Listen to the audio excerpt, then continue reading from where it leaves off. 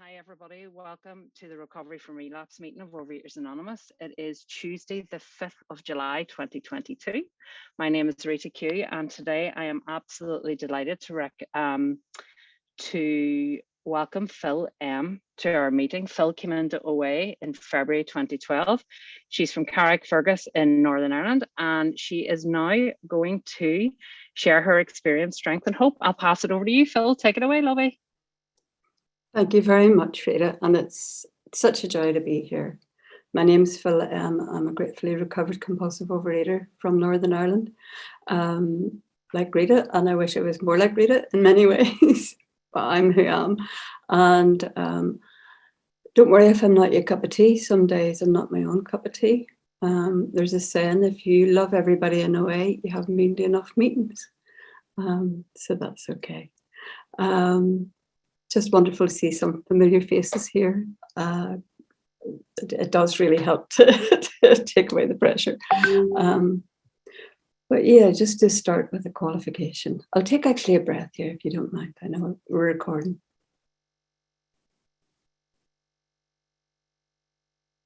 Not keep that too long. So starting at the beginning, I grew up in Carrickfergus, which is 10 miles outside Belfast on the shores of Belfast Lough. My home was a very loving one. There were 10 children of us. I'm number 5. It was really raging when my baby brother came along, because it meant I didn't get to be exactly in the middle anymore. I had to share it with Christine. My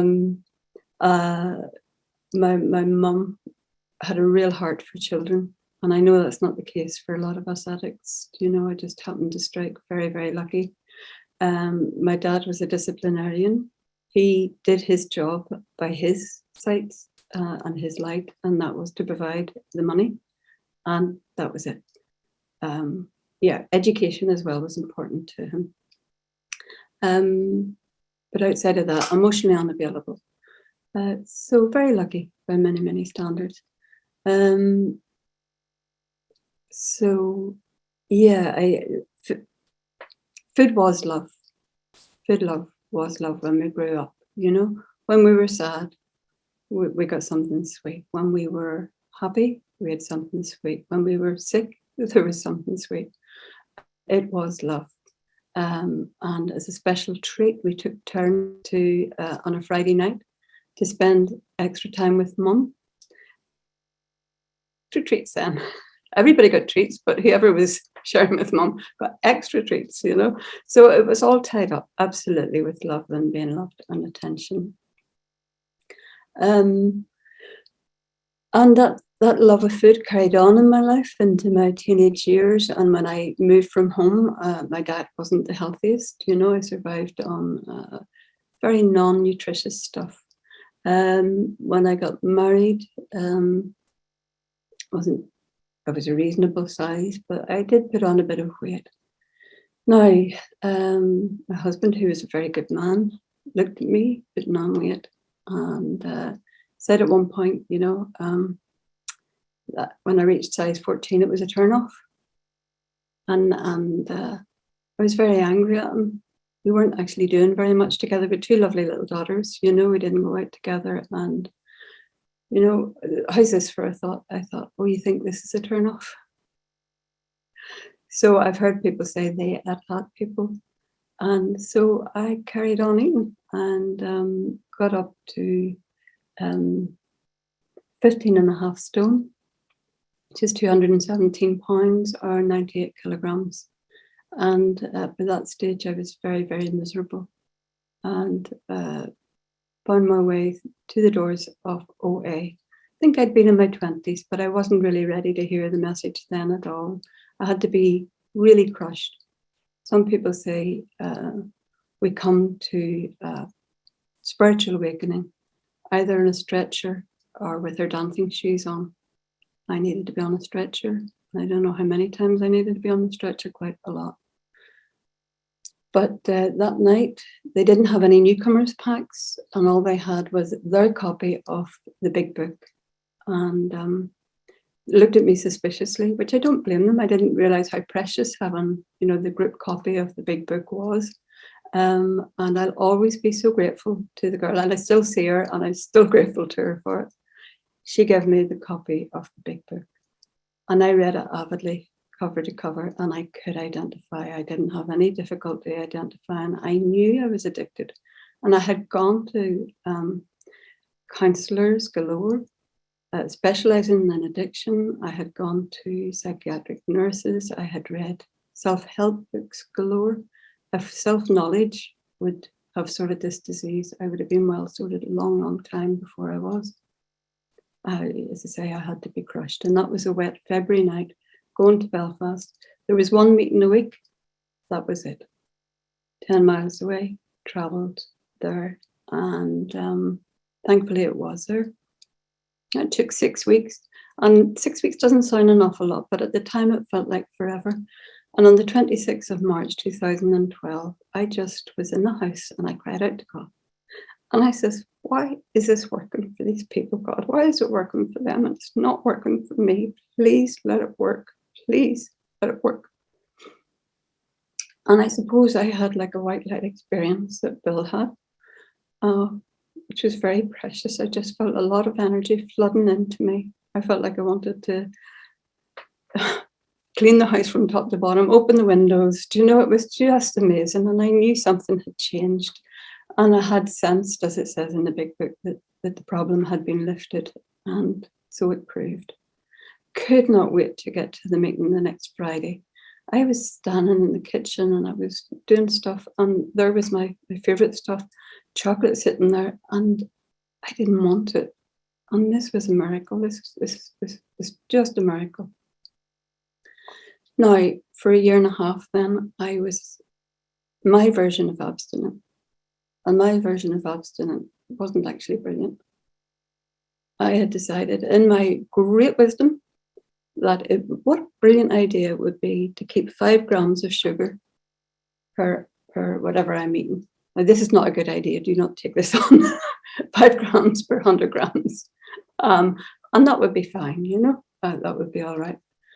But I have to say, for a year and a half, my abstinence was not solid, was not safe.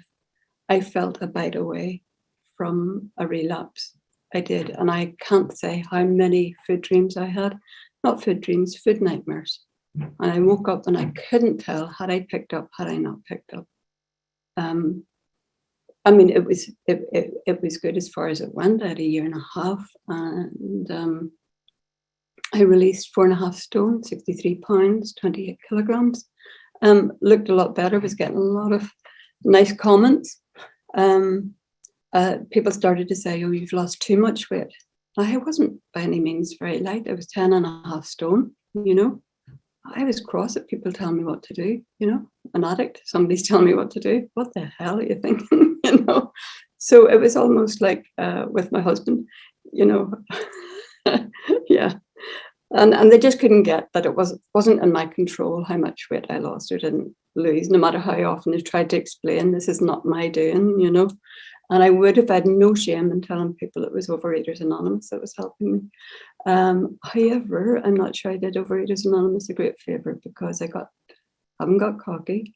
I mistook abstinence for recovery.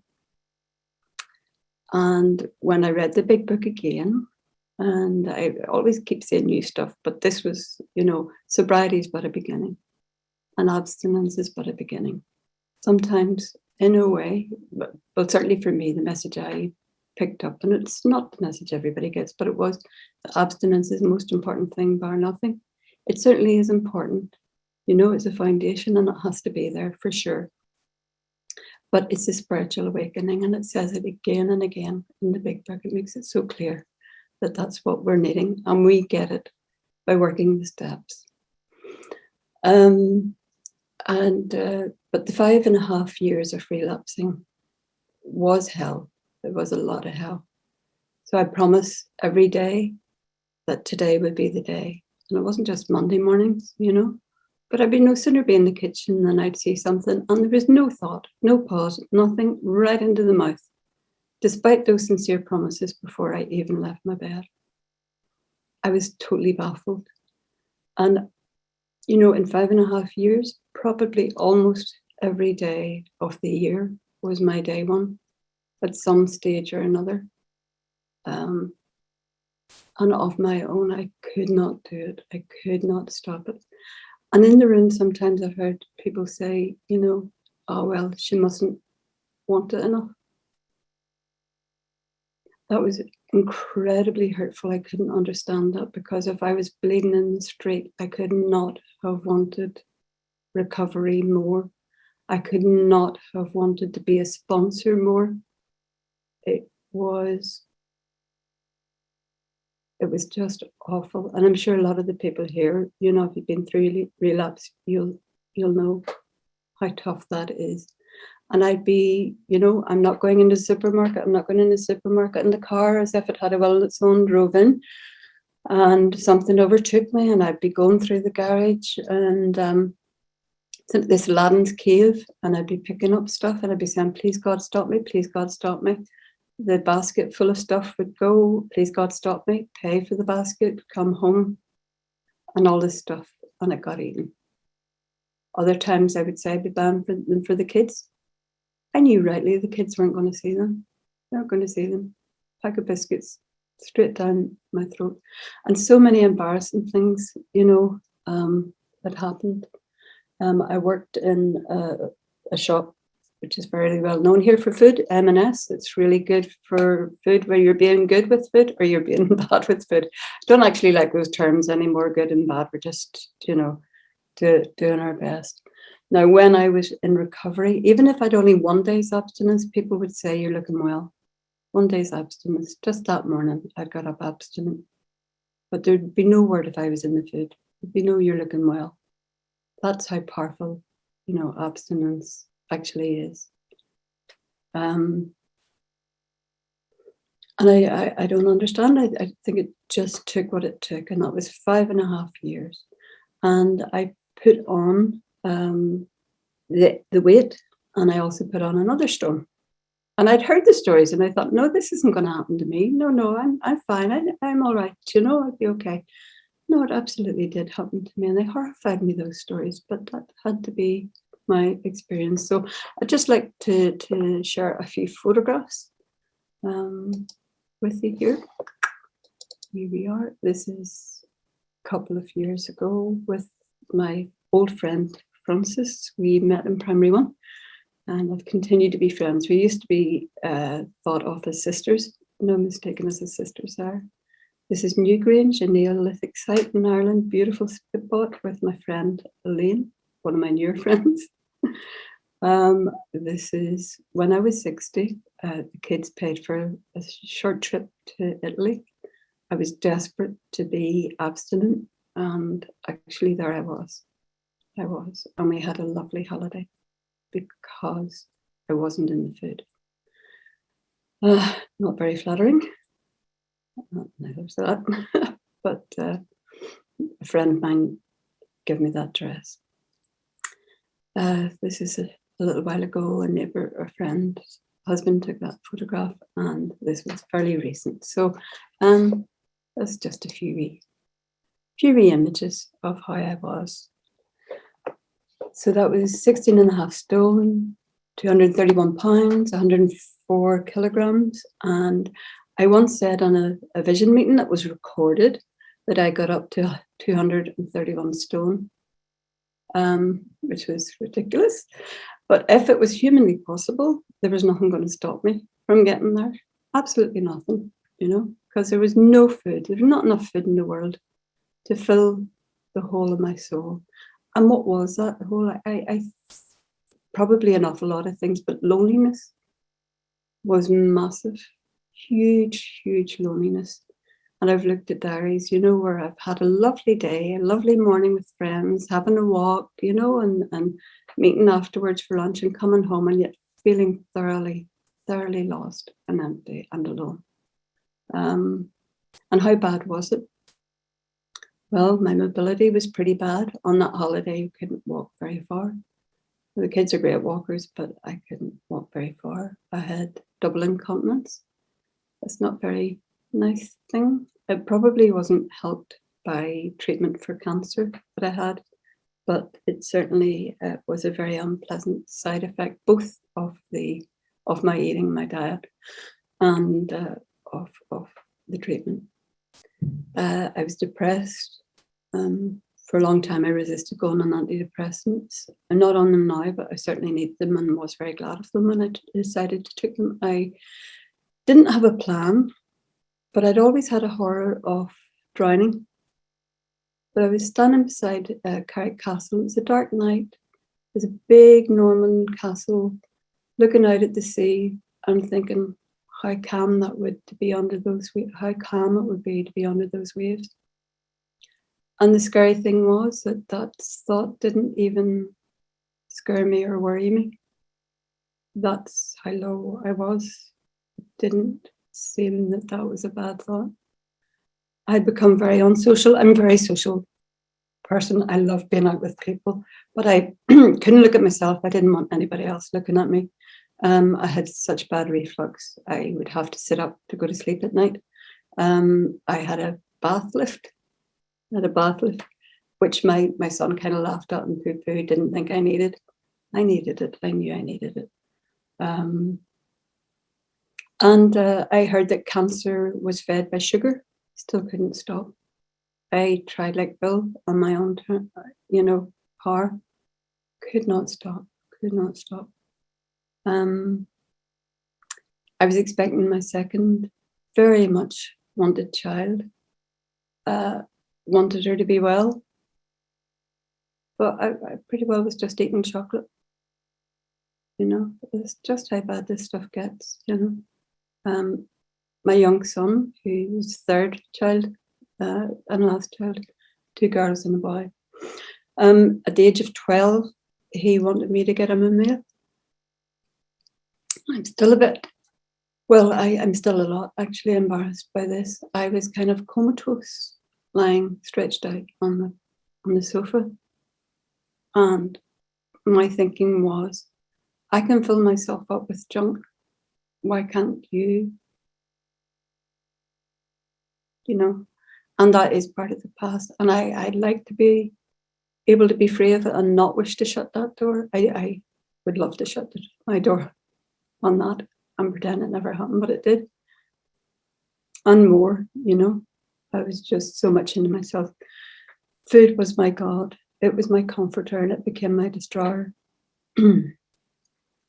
So what happens whenever we get abstinent and we don't have recovery? Whenever I got abstinent and I didn't have recovery, what was happening in my disease was saying, oh, you're feeling pain. Come here, I'll comfort you. Just a bite, that's all you need. And I had the best salesperson in the world in my head. And this best salesperson could read my mind. I've heard somebody say that one time and I thought that's exactly what was going on. Just one bite, that's all. And how many, many times I listened to that voice and picked up, really thinking, one bite, one bar, one packet, would sort it. And then I could go back onto it. I just couldn't. I just couldn't do one bite. But it was a familiar. It's, seeing being out of the food was kind of painful. And I hadn't got recovery and I hadn't got the spiritual awakening or whatever. And I just force of habit, falling down that hole again and again, until I worked the program and found a way to do it. So what happened was in 2019, as I said, went to Italy, was abstinent, but the fear of sponsoring sent me right back into the food. I got 3 months to qualify being a sponsor and I forgot to time myself. Could I just check where I am at this stage, please? Yeah, you have about 9 minutes. Oh, great. Well, let's go into where it worked. So I got a sponsor and she brought me through the vision way of doing it. I was terrified of it. Recently, I came across something in my God box. Please take away my fear of vision. So much was required. I just thought, I can't do this. I won't have the time for it.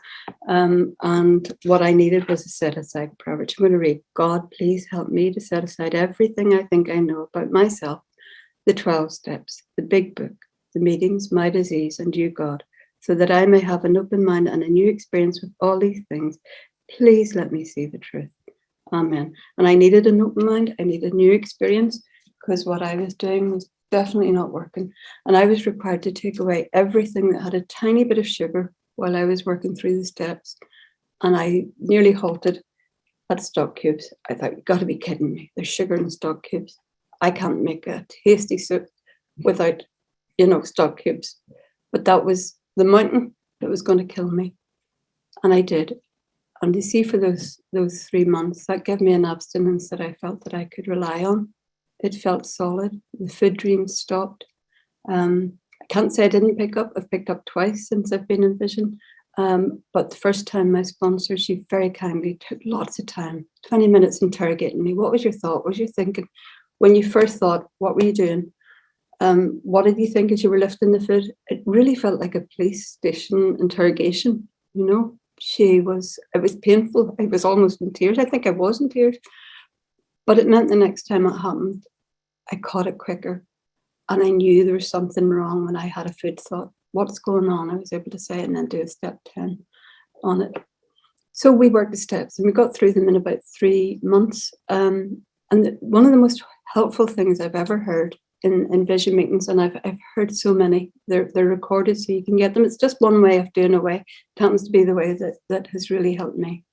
And this person shared, and what she said was, God does not want me to be in fear, even fear of relapsing.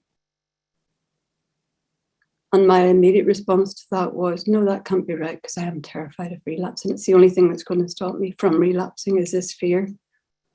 But really, if I'm living in fear, I'm not happy, joyous, and free. I want to be happy, joyous, and free.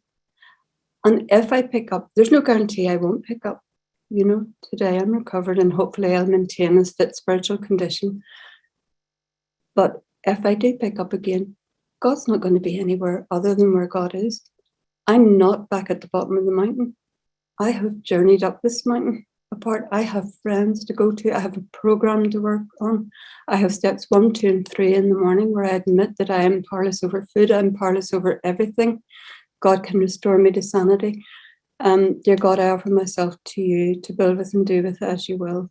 Relieve me of the bondage of self, that I may better do your will. Take away my difficulties, that victory over them may bear witness to those who would help of your power, your love, your way of life. May I do your will always. And some days I just don't always do God's will. I still run off on my own. But what I've learned through my relapsing is to have compassion on myself. And I've learned that my God, my higher power, is amazing. Absolutely not mad at me, mad about me. Does not give a toss whether I'm in the food or whether I'm out of the food. I believe that thoroughly, and I have to believe that, because otherwise I'd be rebelling against this strict parent, But I know God wants me to be happy and will guide me on that path for sure. But I do want to be free from fear, whatever that fear might happen to be. And what helps me with that is step 10 train. And I have a partner every night that I do my step 10 with. It's amazing. Change partners every 2 weeks. Absolutely fabulous way of keeping me on track and keeping me in my program. I'm so, so grateful for it. And it's a form of two-way prayer. And I've heard from God all these funny things, so like Phil, who died and left you, boss? And also Philomena, honey, I have a lot of experience in looking after things. I can look after you. I brought you so far, I'm not going to drop you now. Just all sorts of stuff. It's beautiful. And I've also needed to explore the feminine of God. I really, really needed that, because feminine was where I got my love and my comfort. And it felt very sacrilegious to start down that path. But when you explore it, the feminine has been, part of worship and acknowledgement and special. If it doesn't float your boat, don't be worrying a thing about it. It's absolutely fine. But the lovely images and things that really, really helped me on my journey and helped me to feel loved and held in the blanket.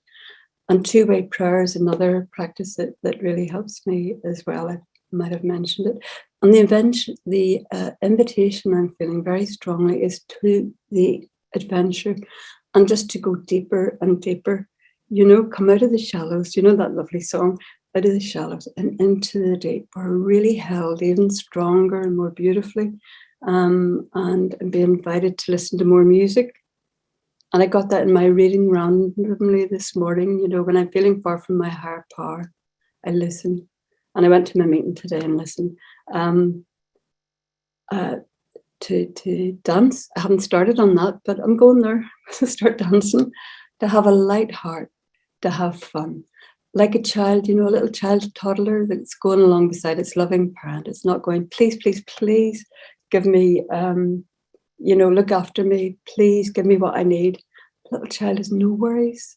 It knows it's going to be looked after, and it's skipping along, happy and joyous and free, just very, very naturally. There's so much to this program. I have talked a long time. I hope I haven't gone over. Roy, do you have any more time, or is that time up? Well, you have more, but you do what you need to do. Oh, you're ever so good. You're ever so good. So, yes, what I want to share at the last time is forget about the drive to perfection. I'm embracing my imperfection. I'm perfectly imperfect, and that's grand. But something I heard I thought was so beautiful. Step 7 prayer. Okay. And this is just a new understanding somebody gave me on the step 10 train. My Creator, I am now willing that you should have all of me, good and bad. I pray that you now remove from me every single default of character which stands in the way of my usefulness to you and my fellows. Grant me strength as I go out from, putting my hand on my heart, here, to do your bidding. Amen. Thank you. Oh, thanks, Phil. That was wonderful. Thank you so much. And I just want to read out a piece of the big book after your share, page 457, one of the stories called Safe Haven. And although the disease of alcoholism or compulsive overeating inside of me is like gravity, just waiting to pull me down, AA, OA, and the 12 steps are like the power that causes an airplane to become airborne. It only works when the pilot is doing the right things to make it work. So as I have worked the program, I have grown emotionally and intellectually. I not only have peace with God, I have the peace of God through an active God consciousness. I have not only recovered from alcoholism or compulsive overeating, I have become whole in person, body, spirit, and soul.